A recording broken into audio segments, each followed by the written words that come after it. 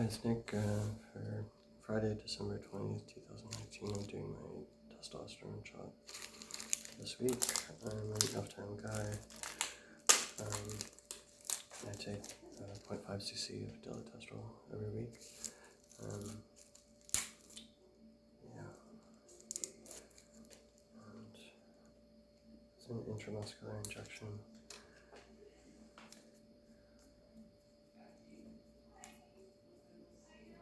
So I'm just preparing the bottle by rubbing it with two hands to warm it up a bit. Yeah, sorry for the noise in the other apartments in the hallway. Travels really easily. So. I put a bit of air into this and then put that into the bottle just to relieve the pressure in there. And then you draw back 0.5 cc. That's it for that. And then you change the end to a smaller gauge. So that's an 18 gauge to do the uptake. And then I use a 22 gauge for the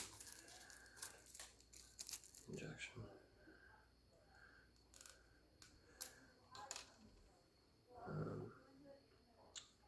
An update about the hair issue. Last week I was saying I didn't know why my hair wasn't. I got another actually ingrown hair here, and then when it popped out, it was pretty long. So I still get them, and then I kind of had a pimple here. So, but I think I tried to get it out, but it's squeezed a blood vessel. So don't do that. End up with like it looks like a black eye. It wasn't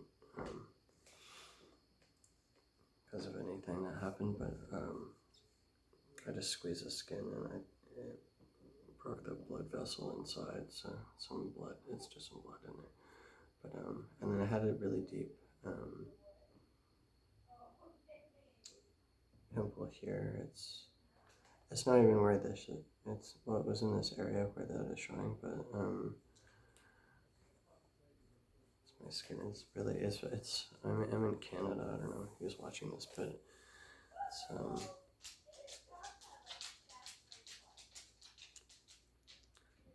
it's my neighbor in 312 making noise, so anyway, I'm in Canada and I work tonight, and it's negative 20, like the real field temperature, it's like minus 13 or something, which seems horrible, and especially with mesh, like, riding shoes, but so actually I had to take off a layer because it was too hot, because I have a new jacket from the company, and they're actually quite warm, so but towards the end I was like my toes were pretty cold, so I don't really have winter riding gear anymore. I had a pair of shoes, but they really hurt my feet, so I was able to return them, but with the shaver I have a foil, and I was complaining about how I have to go over and over because it was actually really irritating my skin to rub the foil shaver over it multiple times. But I found that it wasn't working right because it wasn't cleaned out properly. There was actually a lot of hair inside the foil. Like it's like this square thing. I'll go get it and I'll show you. So yeah, I'm back. I got my shaver. So I use this. It's Andy's foil. And that's a protective lid, and it just like slides on like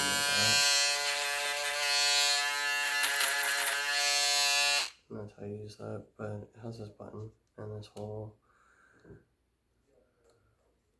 like top comes off like that, and that's the actual lids, and they fit inside of there, so you have to like tap that, and I have a brush to go up in here and you have to brush the hair out.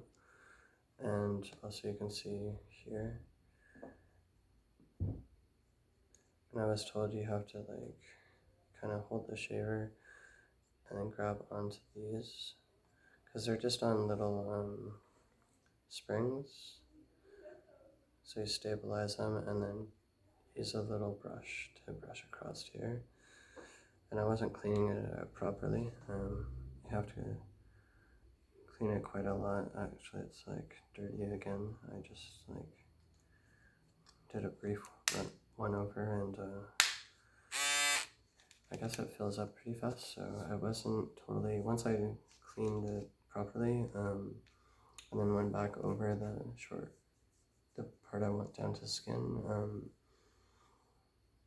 it was like a perfect shave. It was fine. It just wasn't, so just make sure it's like charged up properly and totally cleaned out inside. And sometimes you have to do it 2 or even 3 times doing your shave if you grow hair pretty quickly there. And my other clipper is this, which is a Magic Clip cordless, and that's made by Wall, this company here, WAHL, I think it's pronounced Wall, and I have a number, let me see, it's a number 1 on there. I'm not sure if that's backwards. And then it has this setting here, which makes the blades, I don't know if you can tell, shorter, longer. So I think I put it on the shorter one so that when the hair hits it, it clips it, and I think sometimes I leave it on the longer one by mistake, and just to give a little more depth to here, and it doesn't really cut the hair, so I put a short protector on it and then have the blades down, and then I go over this, and it seems to be pretty even, but I kind of suck at, like, I came in tighter here than this side, so I have to even it up. But then you start doing this thing where it's like you do one side and take that a bit shorter, and then the other side you're catching up, and then it gets shorter and shorter. So I'm getting better at it, I guess. I mean, what can you do? I think there's a lot of like stigmas that come with things like that. They're just little like things that guys know how to do that I'm just kind of learning. So like this guy at 43 years old would know how to shave his beard or cut his hair, like not that I never, like I always cut my own hair, like for the most part. I hardly ever go to a salon. Like every once in a while I'll go for it like as a treat, but for the most part I just like cut my hair short, and like not this short obviously, but like lately this is my hairstyle because I have very thin hair on top, so I can't really grow like I used to, but I still do kind of a fade. And I used to have like really long red curly hair, which I found a video from a few years ago that I still have that, so I might post that. But yeah, I don't know how to cut beard hair properly. Yeah, like I'm getting better at it, but and I think the stigma I was mentioning is that like if you're not as well kept or don't know how to cut your beard properly, like people tend to jump to an assumption that I'm like, I think earlier this year, like last winter, like people thought I was homeless or something because I was injured multiple times, so like I could really barely walk. Like I had a broken bone in my foot, and then my knee has been dislocating, or it was first like dislocated like earlier this year, and it re-dislocated like three or four times, I think.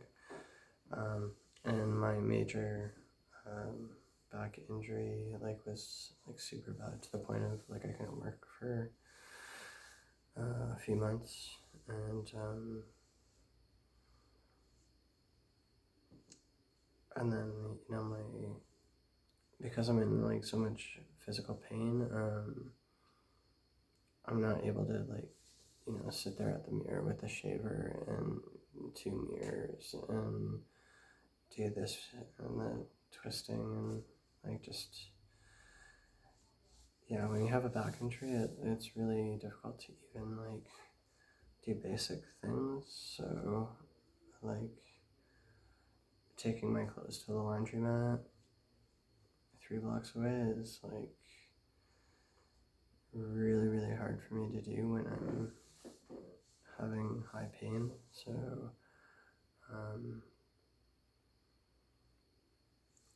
not that I'll wash things in my bathtub or something, but it's not even like I need clean shirts and underwear, obviously, but it's just hard to like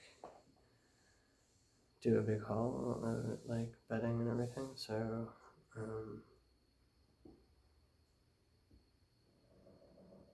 it's hard when you can't lift it, right? So I don't know how to navigate that. And there's stairs, and so I don't know. Anyway, not knowing how to cut your hair, like people might, and if you're older, like doing things like you should have learned that at 18. Like people might think that you're homeless or mentally ill or on drugs or whatever the stigmas are around that. Not that, like they're never gonna guess that, that must be a F to M trans guy who doesn't know how to cut his beard yet. Like nobody's gonna think that, because a lot of, like, not everybody, but I mean, a lot of trans guys, or at least I have the privilege of passing as cis, but I'm not, so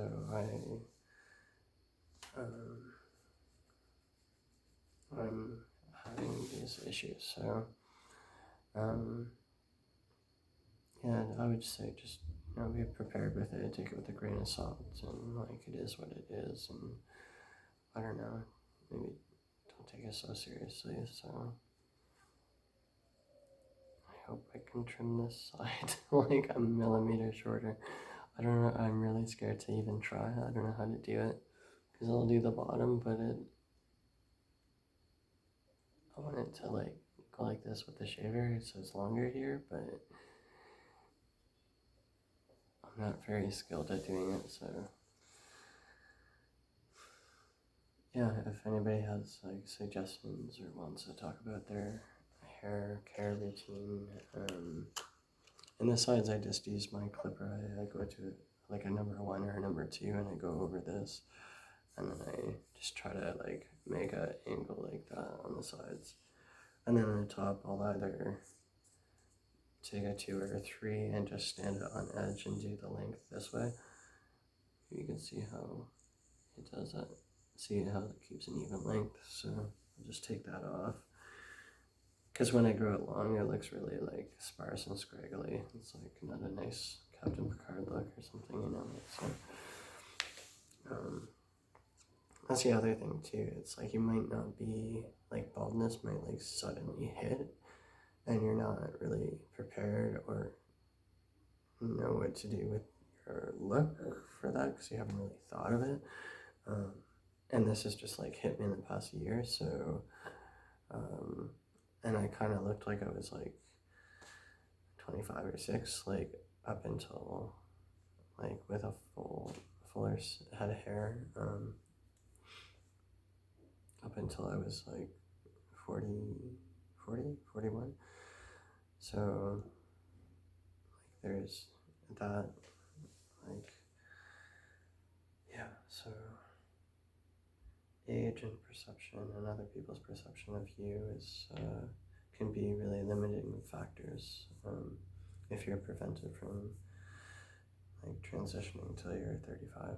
So anyway, next I'm gonna do my Tshot for this week, and sorry if I'm talking too quiet. I'm like just really aware that my neighbor is home now, so yeah, if you don't want to see the injection thing, just click away now. But if you like the video and want to hear more, if you have questions, just like give a thumbs up and subscribe, and leave me a comment below, and we'll talk about it in future videos. I might do some reflection on it actually for next week, because it's Christmas, how, and I have been thinking about it, how, like, to find how trans people can be socially isolated during Christmas, and how to find community and partake in resources that are available that might make you feel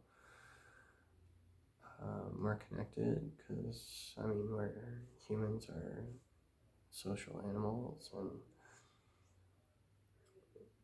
even if it's not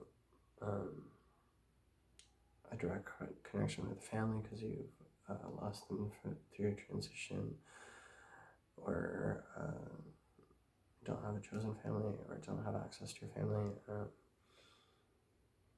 or friends, or like those kind of close connections, then maybe there are other resources out there that you can check out. So yeah, I'm gonna talk about that next week. So click away if you don't want to see the Tshot, and I'm just gonna set that up. So 0.5 cc of testosterone intramuscular injection for December 20th.